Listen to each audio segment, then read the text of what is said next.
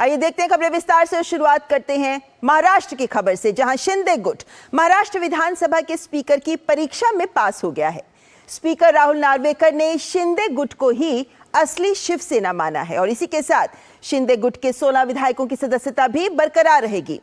एकनाथ शिंदे ही महाराष्ट्र के मुख्यमंत्री बने रहेंगे। तो वहीं शिवसेना ने इस फैसले से असहमति जताते हुए शिवसेना के उद्धव गुट ने इसे साजिश करार दिया है।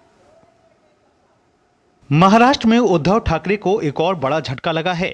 महाराष्ट्र के विधानसभा अध्यक्ष राहुल नार्वेकर ने शिवसेना विधायकों की अयोग्यता याचिकाओं पर फैसला सुनाते हुए कहा कि विधानसभा में शिंदे गुट ही असली शिवसेना है। विधानसभा अध्यक्ष ने 25 जून 2022 के कार्यकारिणी के प्रस्ताव को अमान्य ठहराते हुए असली पार्टी के सवाल पर उद्धव गुट की दलील खारिज करते हुए कहा कि शिंदे गुट के पास 37 विधायकों का बहुमत है। Shinde faction was the real Shiv Sena political party when the rival factions emerged on 21st June 2022. Shri Sunil Prabhu ceased to be the duly authorized whip from 21st June 2022. Shri Bharat Gogale was validly appointed as the whip of Shiv Sena political party on 21st June 2023. Shri Eknath Shinde was validly appointed as the leader of the Shiv Sena political party on 21st June 2023. Party संगठन को लेकर भी speaker ने कहा कि 2013-2018 में संगठन चुनाव नहीं हुए तथा 2018 का नेतृत्व संगठन ही माना जाएगा जो चुनाव आयोग के पास उपलब्ध है। उन्होंने कहा कि चुनाव आयोग में 2018 का संगठनात्मक नेतृत्व ढांचा मौजूद। शिवसेना में राष्ट्रीय कार्यकारिणी का स्थान सबसे ऊपर। राष्ट्रीय कार्यकारिणी का फैसला आखिरी माना जाता है। पार्टी संविधान के अनुसार शिवसेना प्रमुख को किसी सदस्य को हटाने का अधिकार नहीं है। उद्धव को एकनाथ शिंदे को नेता पद से हटाने का अधिकार नहीं था। शिंदे को नेता पद से हटाने का फैसला राष्ट्रीय कार्यकारिणी का होना चाहिए था। उद्धव का निर्णय पार्टी का निर्णय नहीं माना जा सकता। राष्ट्रीय कार्यकारिणी पर उद्धव गुट का रुख साफ नहीं। अध्यक्ष के फैसले पर राजनीतिक प्रतिक्रियाएं भी आ रही हैं। जहां भाजपा इसे कानून सम्मत बता रही है, वहीं शिवसेना इसे साजिश करार दे रही है। माननीय राहुल नार्वेकर जी ने जो निर्णय दिया है उसका मैं स्वागत करता हूं। वही निर्णय होने की हमें अपेक्षा थी और वैसा निर्णय हो चुका है। अभी एकनाथ शिंदे जी मुख्यमंत्री के तौर पर बरकरार रहेगी और असली शिवसेना जो है, असली शिवसेना एकनाथ शिंदे जी की है। आज का जो निर्णय है वो कोई फैसला नहीं है, वो कोई न्याय नहीं है। हम सुप्रीम कोर्ट जरूर जाएंगे। हम न्यायालय में हमारी लड़ाई जारी रहेगी। महाराष्ट्र में करीब 1.5 साल पहले शिवसेना में बगावत हुई थी, जिसके बाद शिवसेना के उद्धव गुट ने मुख्यमंत्री एकनाथ शिंदे सहित उनके गुट 16 बागी विधायकों को अयोग्य ठहराने के लिए सुप्रीम कोर्ट का रुख किया था। स्पीकर के फैसले के बाद एकनाथ शिंदे सीएम बने रहेंगे, लेकिन अब लड़ाई कानूनी स्तर पर आगे बढ़ती नजर आ रही है। शिशिर शेलार के साथ ब्यूरो रिपोर्ट, डीडी न्यूज। तो विधानसभा अध्यक्ष का ये फैसला जिसका इंतजार कई महीनों से किया जा रहा था, लेकिन ये जो पूरा सियासी दंगल है इसकी शुरुआत लगभग 18 महीने पहले हुई। आपके सामने तस्वीर रखते हैं कि क्या कुछ हुआ इन 18 महीनों में, जिसके बाद आज ये निर्णय सामने आया। 20 जून 2022 वो तारीख जब शिवसेना के 15 विधायक, 10 निर्दलीय विधायक पहले सूरत और फिर गुवाहाटी पहुंच गए। 23 जून जब शिंदे का 35 विधायकों के समर्थन का दावा प्रस्तुत किया गया और 25 जून को डिप्टी स्पीकर का 16 विधायकों को नोटिस दिया गया और बागी विधायक इसे लेकर सुप्रीम कोर्ट पहुंच गए और यहां से अदालती कार्यवाही भी शुरू होती गई, क्योंकि एक और विधानसभा दूसरी ओर कोर्ट, ये पैरेलल चलते रहे। 29 जून सुप्रीम कोर्ट का फ्लोर टेस्ट पर रोक से इनकार, जिसको लेकर उद्धव गुट पहुंचा था सुप्रीम कोर्ट और इस बात को लेकर उद्धव ठाकरे ने मुख्यमंत्री पद से इस्तीफा दे दिया, जिसके बाद 30 जून को एकनाथ शिंदे ने मुख्यमंत्री पद की शपथ ली। लेकिन 3 जुलाई 2022 ये वो तारीख जब विधानसभा के नए स्पीकर ने शिंदे गुट को सदन में मान्यता दे दी। 23 अगस्त 2022 सुप्रीम कोर्ट में एकनाथ शिंदे की दल बदल या अयोग्यता संबंधित जो विभिन्न याचिकाएं थी, इन्हें 5 न्यायाधीशों की पीठ के पास भेजा गया। इसके बाद 27 सितंबर 2022 सुप्रीम कोर्ट में शिंदे गुट द्वारा असली शिवसेना होने के दावे को चुनौती देने की जो उद्धव ठाकरे की याचिका थी, उद्धव ठाकरे गुट की याचिका थी, उसे सुप्रीम कोर्ट ने खारिज कर दिया। साल बदला 11 मई 2023। हालांकि बीच में कई पड़ाव आते रहे, लेकिन मुख्य पड़ाव आपके सामने। सुप्रीम कोर्ट की 5 जजों की संविधान पीठ ने सर्वसम्मति से फैसला लिया और विधानसभा में फ्लोर टेस्ट का सामना करने से पहले इस्तीफा देने के कारण जो महाविकास आघाड़ी सरकार उद्धव ठाकरे की थी वो बहाल नहीं हो सकती, इस बात को स्पष्ट किया। एकनाथ शिंदे ही मुख्यमंत्री रहेंगे, इस बात की भी स्पष्टता सामने आ गई। और साथ ही सुप्रीम कोर्ट के द्वारा स्पीकर को यह कहा गया कि वे शिंदे गुट के जो 16 विधायक हैं उनकी सदस्यता को लेकर वो निर्णय लें। ये 11 मई की बात है और 11 मई से अगर हम आगे बढ़ें तो हम पाते हैं कि 18 सितंबर 2023 को सुप्रीम कोर्ट ने स्पीकर से कहा कि मामले पर फैसला लंबे समय तक टाला नहीं जा सकता, आप इस मामले पर फैसला लीजिए। हालांकि उसके बाद कई बातें और हुई, 10 दिन दिए गए सुप्रीम कोर्ट के द्वारा, उसके बाद इसको बढ़ाकर 10 जनवरी तक कर दिया गया, यानी आज की तारीख 10 जनवरी 2024। और आज हमने देखा कि कैसे महाराष्ट्र के विधानसभा अध्यक्ष यानी स्पीकर ने शिंदे गुट के 16 विधायकों को योग्य ठहराया, जिसके बाद अब शिंदे अपने पद पर बने रहेंगे। और ये जो पूरा मामला है इसको लेकर हालांकि हम लगातार देखते रहे हैं कि 18 महीनों में भी काफी राजनीतिक बयानबाजी सामने आती रही है और आज जब ये फैसला है उसके बाद भी कई बातें सामने आई। दोनों तरफ से लोगों ने अपने अपने राजनीतिक बयानबाजी इस पर जाहिर है कि आगे बढ़ती रहेगी, लेकिन ये एक पूरा ऐसा मामला है जो कानून सम्मत होना चाहिए। तो ऐसे में वाकई इस फैसले के क्या मायने हैं, क्या आधार हैं, किन मायनों में इसे देखा जाना चाहिए, ये तमाम सवाल जिन्हें लेकर हमारे मेहमान जुड़ रहे हैं हमारे साथ। आज का विशेष इसी से जुड़ा है जो कहता है महाराष्ट्र में उद्धव गुट को झटका।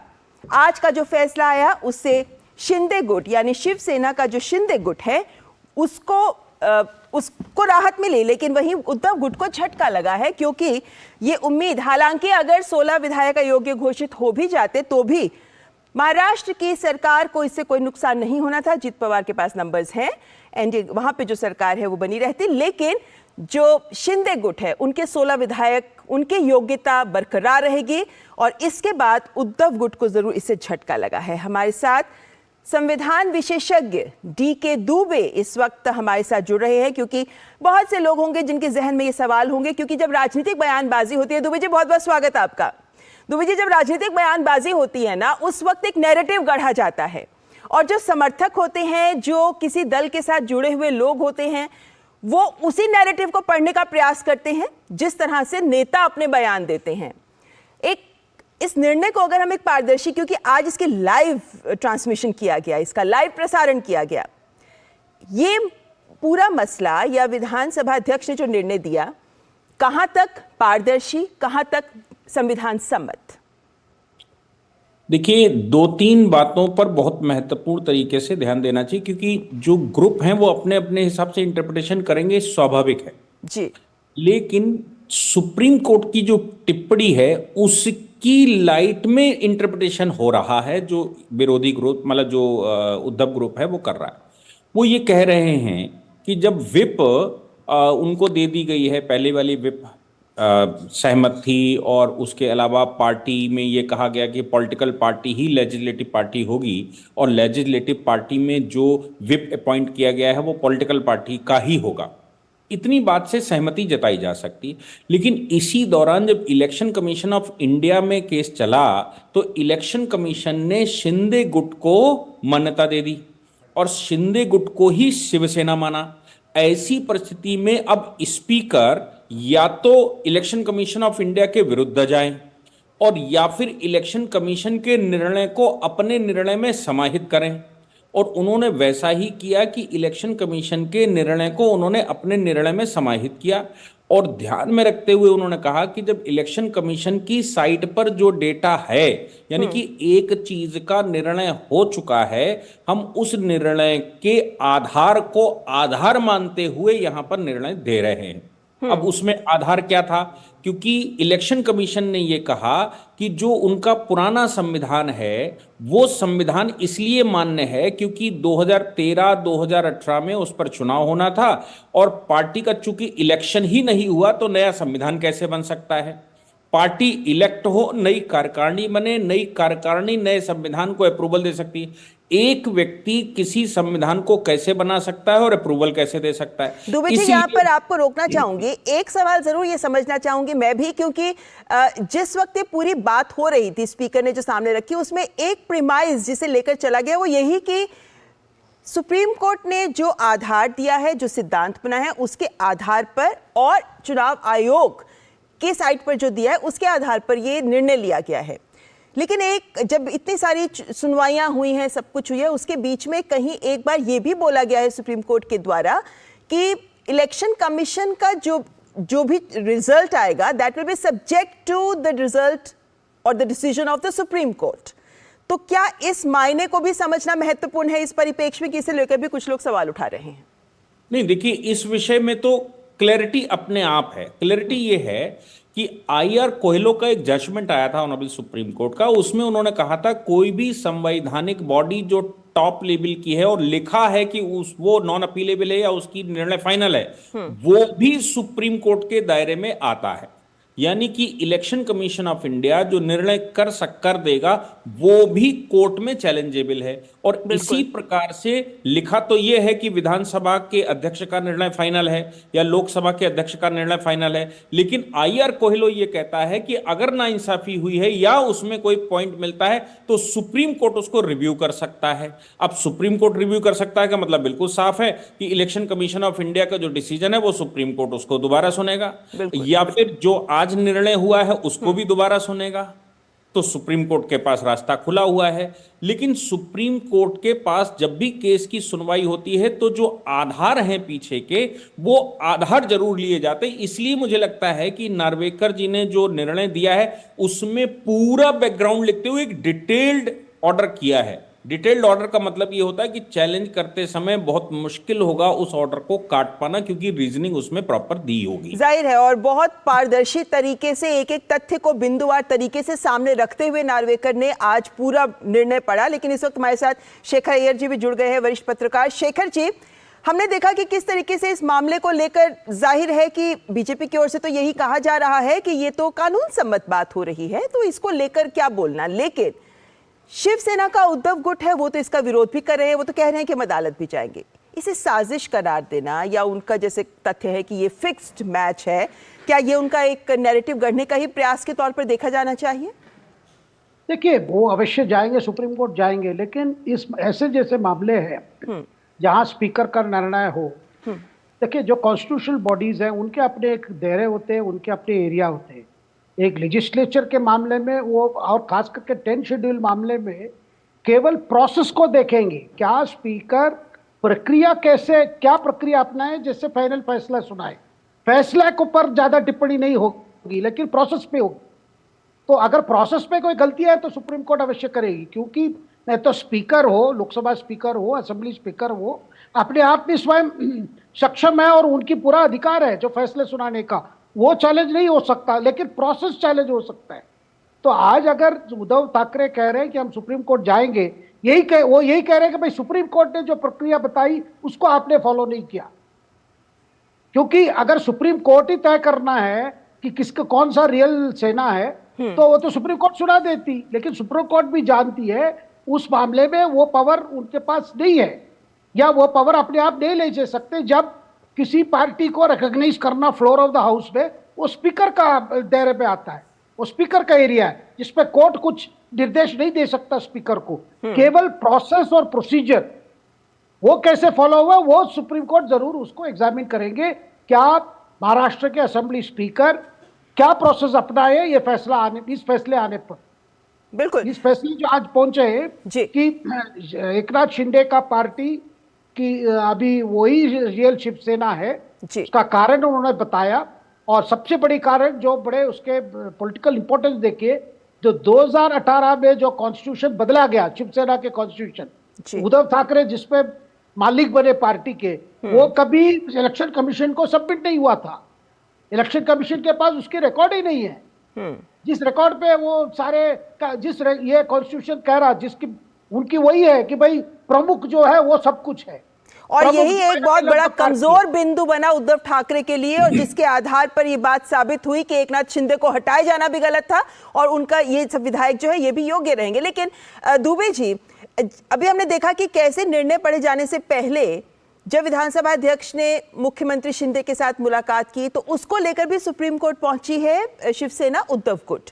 इस तरह की याचिकाओं के क्या मायने, क्या असर डाल सकते हैं ये भी, और क्या ये प्रीमाइज कि जो निर्णय लिए गए विधानसभा अध्यक्ष के द्वारा साबित किया जाना कि जो निर्णय लिए गए वो सही थे, क्या उद्धव गुट के पास कोई विकल्प बचता है? अगर मैं लूप होल की बात करूं, कोई ऐसा बिंदु बचता है इस पूरे प्रक्रिया में, क्योंकि पारदर्शी था पूरा फैसला?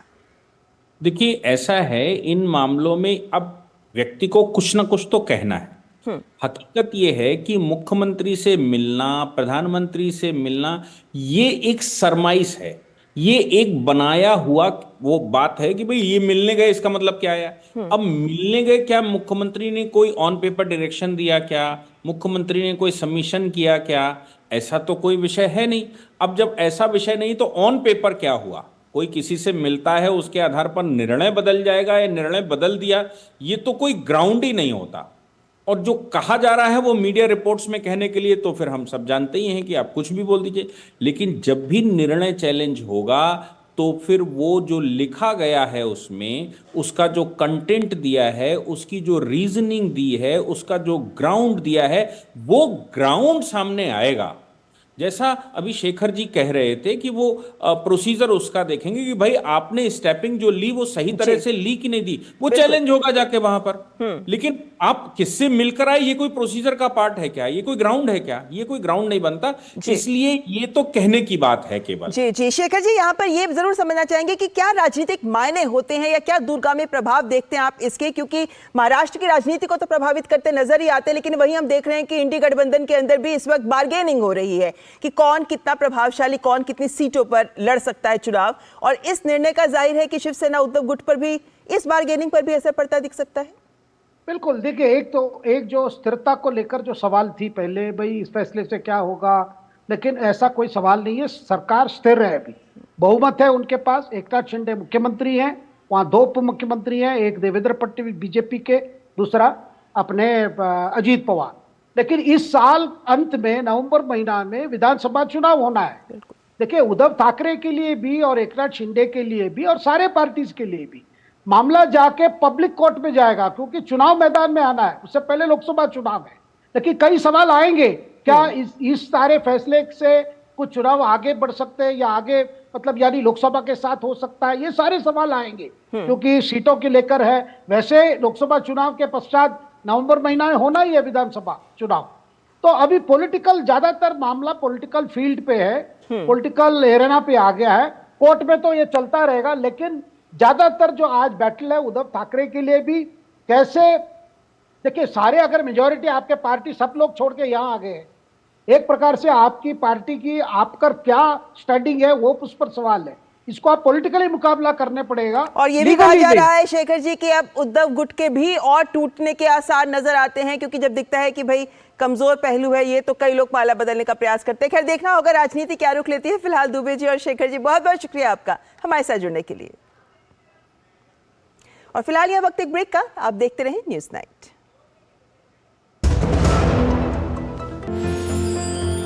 साल, बरस और सदी नहीं, एक युग गुजर जाएगा।